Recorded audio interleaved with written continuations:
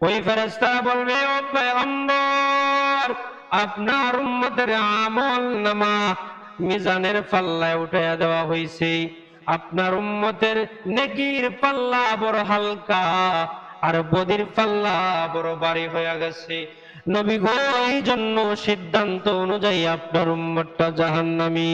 আল্লাহর পয়গম্বর এবার ডাক দিয়ে বলে, ফেরেশতারা দাঁড়াও, তোমরা যে মাপছো ওই মাপ আমার বুঝে পড়ে নাই। আমার উম্মতটার আমল নামা আমি নবীর সামনে আবার মিজানের পাল্লায় উঠাও। মার নবীজি এবার ফেরেশতাদেরকে ডাক দিয়ে বলে, রে ফেরেশতা, মনে কিছু নিও না, আমার উম্মতের আমল নামা আমি আবার মিজানের পাল্লায় চেক করতে চাই, কোনো কারচুপি আছে নাকি, আর কোনো হেসনি পাওয়া যায় আমার উম্মতটারে জাহান্নামের কিনারে থেকে না আমি নবী জান্নাতে পৌঁছায়া দিব। আল্লাহর পয়গম্বরের কথা অনুযায়ী ফেরেশতারা ওই মায়ার নবীর উম্মতের আমল নামা আবার মিজানের পাল্লায় উঠাইয়া দিবে। মিজানের পাল্লায় উঠাইয়া দেওয়ার পর নবী মিজানের পাল্লার দিকে তাকায়া দেখে ওই উম্মতের আমলটা, বদের পাল্লাটা ভারী হয়ে যাইতেছে।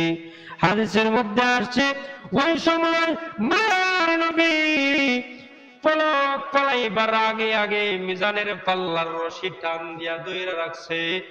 রওয়ায়াতের মধ্যে আসছে, নবীজি পকেট থেকে বাইর হইরা একটা কাগজের টুকরা ওই মিজানের পাল্লার মধ্যে দিয়া দিছে, উম্মতের আমলের নেকের পাল্লা যেন ভারী হয়ে যায়। আদম পয়গম্বর মিজানের পাল্লার সামনে দাঁড়ায়া ওই আমলগুলা দেখতেছেন, ফেরেশতারা দিয়ে মাপতাছে ওইটা দেখতেছেন। মায়ার নবীজি মিজানের পাল্লার মধ্যে ধইরা রাখছেন, বলছেন, রে ফেরেশতারা শুনো, আমার ওই উম্মত দুনিয়ার মধ্যে বাহ্যিক যে আমল করছে, বাহিরে যে আমল করছে, যে আমল অঙ্গ প্রত্যঙ্গ দিয়া করছে, ওইগুলা শুধু ওই কিরামান খাতিমিন ফেরেশতা দেখছে আর লেখছে, কিন্তু আমার ওই উম্মত একটা সুন্নতকে এমন ভাবে আঁকড়ে ধরছে, আমার ওই উম্মত একটা সুন্নতকে এত বেশি ভালোবাসছে, হৃদয়ে ধারণ করছে, ওই তার হৃদয় তার কলব আর আমি নবী মদিনাতুল মুনাওয়ারার রওজার সাথে শুধু কালেকশন ছিল রে ফেরেশতা, তোমরা তা জানো না।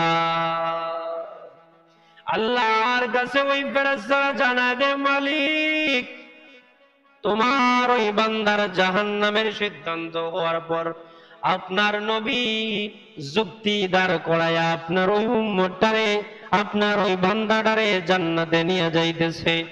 আল্লাহ মুস্কি হাসে আর ফেরেশতাদেরকে বলে, রে ফেরেশতা, বাধা দিস না, আমার নবীর সাথে আমি দুনিয়ার মধ্যে ওয়াদা করেছিলাম, আমার নবী নারাজ হয় এমন কোন কাজ, এমন কোন সিদ্ধান্ত আমি আল্লাহ নিব না।